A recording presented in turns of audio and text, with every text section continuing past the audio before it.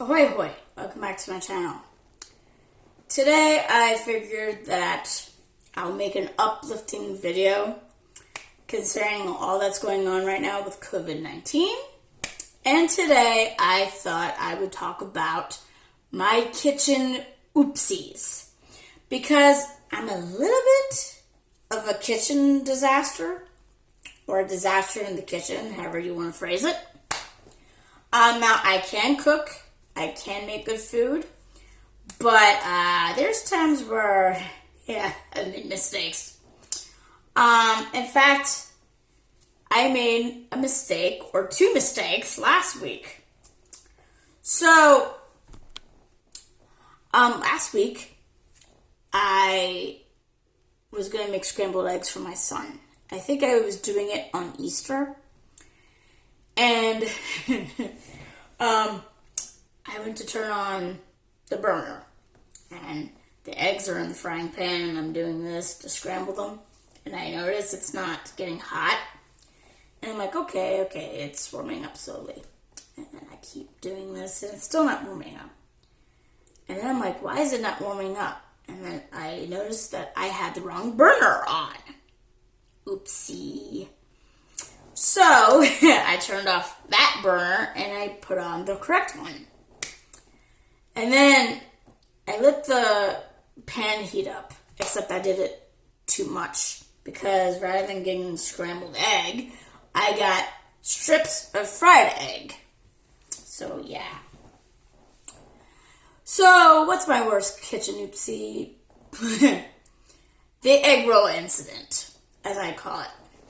So, what happened?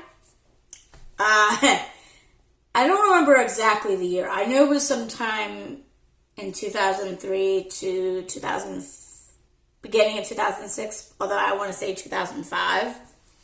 And I know that time frame because it was sometime after I met my significant other, but it was before I moved to Sweden, because I moved to Sweden in 2006, and I started going out with my significant other in 2003.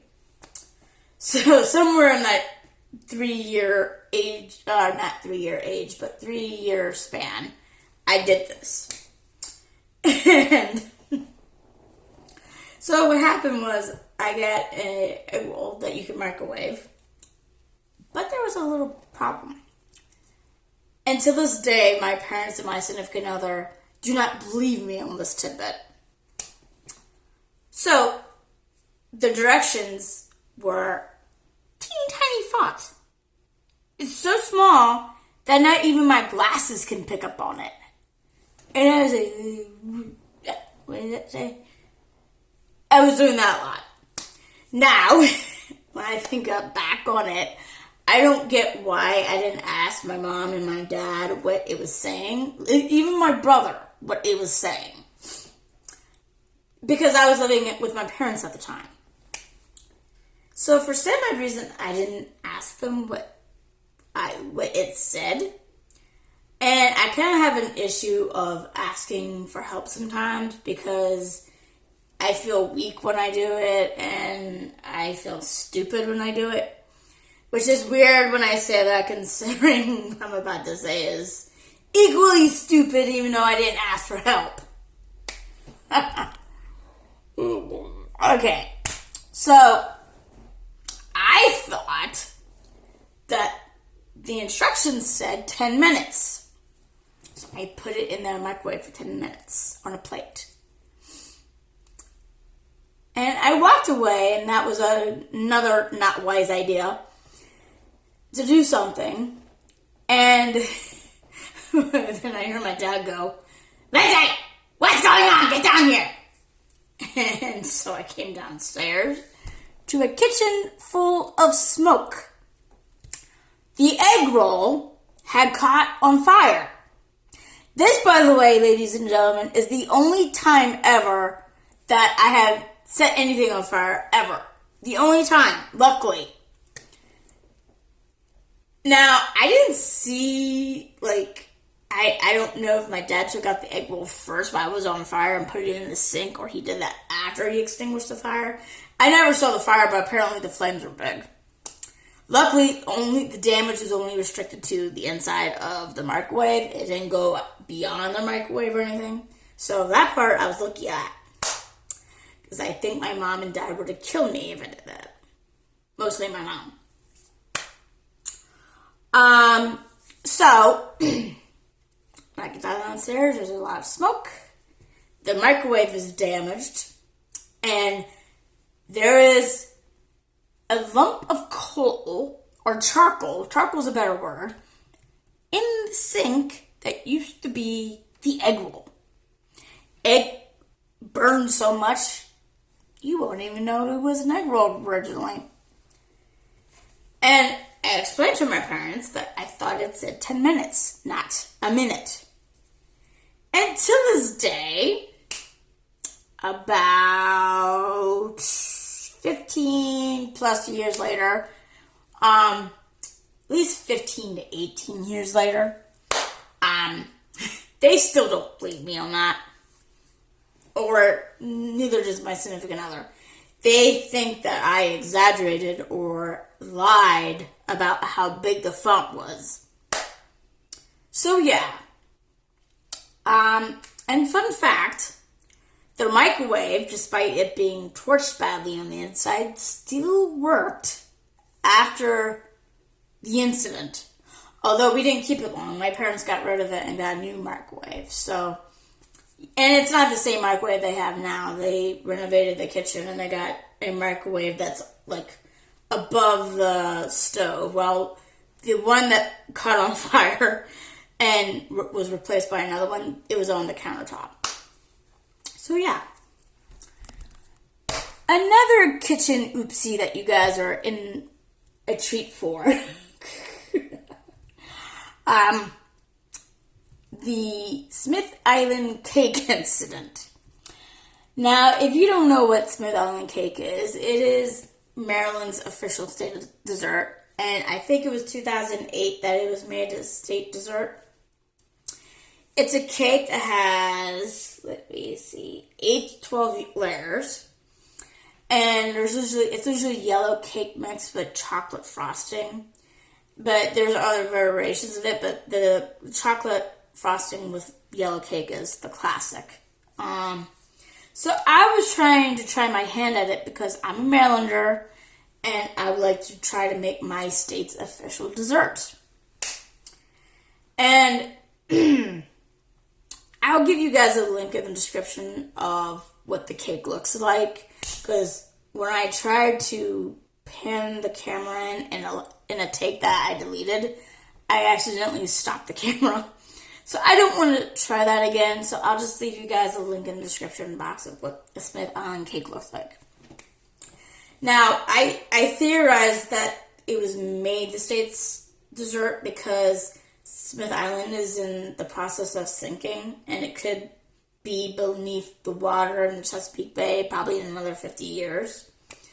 Kind of meeting the same fate as Holland Island. And if you don't know what I'm talking about, I'll leave a link or a card at the end of the video where you guys can see it, because I talked about this in a video before, where there's a few islands in the Chesapeake that are sinking, and the only inhabited island in Maryland, on the Maryland side of the Chesapeake Bay, is sinking, and that's Smith Island. So I'll link that.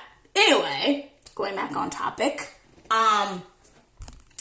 Now, from what I've seen, the layers of cake are very thin, and they kind of remind me of they're thin almost like crepes are, but there's a little thickness to it. It kind of reminds me of our pancakes here, or not in Sweden, but, in the U.S., but, very thin, because, here in Sweden, they're completely flat. So, I thought, and, I've seen women from the Smith Island use little round pans to make it. I thought that was going to take a lot of time. I thought it would be better to make it like a pancake, because it's like, oh, you can make pancakes in frying pans. Yes, ladies and gentlemen, you heard that right. I tried to make cake mix in a frying pan. Did it work? We're about to see. Or about to hear, in my case. Anyway, I thought that a cake batter would act the same way as a pancake for some strange reason. But, no it doesn't. If you ever tried to yourself, you know exactly where I'm going with this. When you try to make cake batter in a frying pan, it doesn't act like a pancake does. No, what happens is it congeals almost like a scrambled egg. So the cake batter becomes scrambled egg, more like a pancake. So I had to throw that out. Luckily, I didn't use too much. I used the rest of the cake batter to make cupcakes, which turned out well. So, yay me in that department. So it wasn't a complete disaster. So that's another major kitchen oopsie I did. Let's see. Okay. Another time. Now, where I did the kitchen oopsie at, it was at the old house. And actually a lot of kitchen oopsies I did at the old house too. But anyway,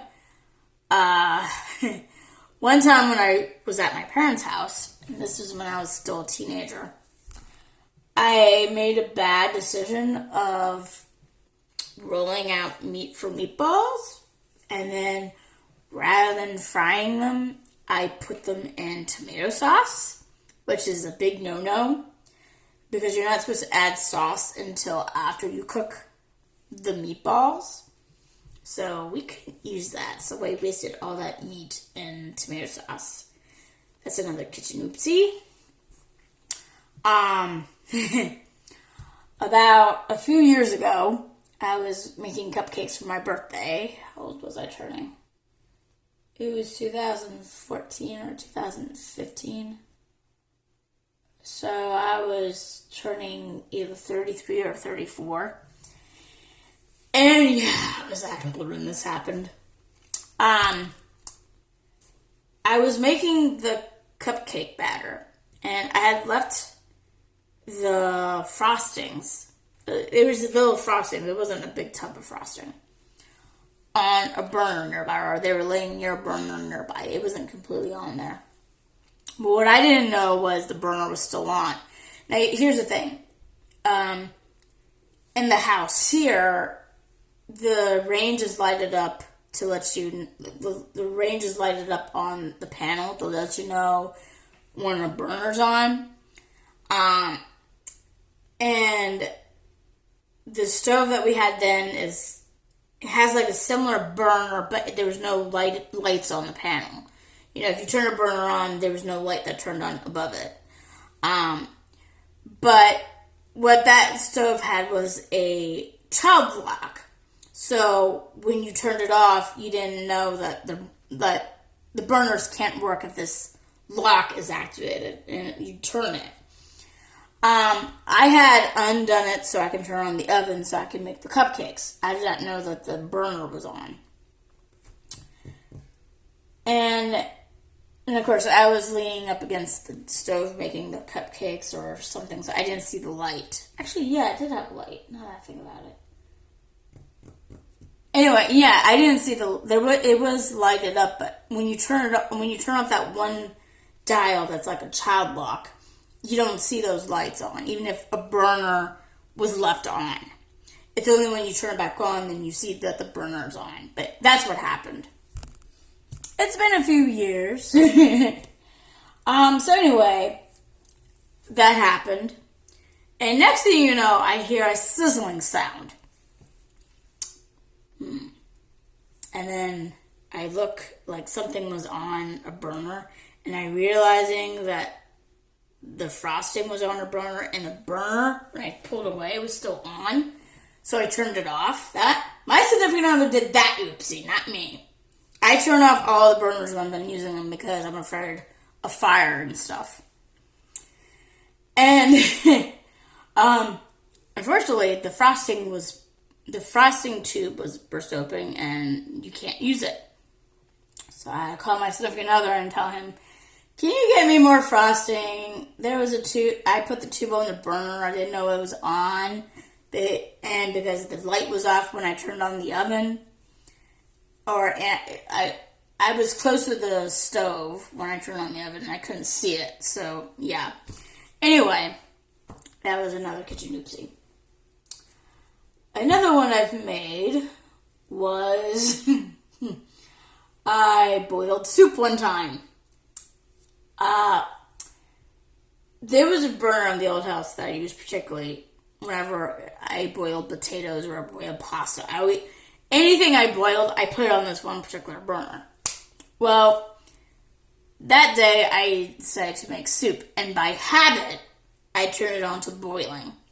So I'm in the kitchen getting things prepared, and then the next thing you know, I hear bubbling sounds, and I realized that the soup was boiling. And the bottom of the pan was burned, some of the soup was burned, and I had to throw it out. So, let's see. Is there any more kitchen oopsies?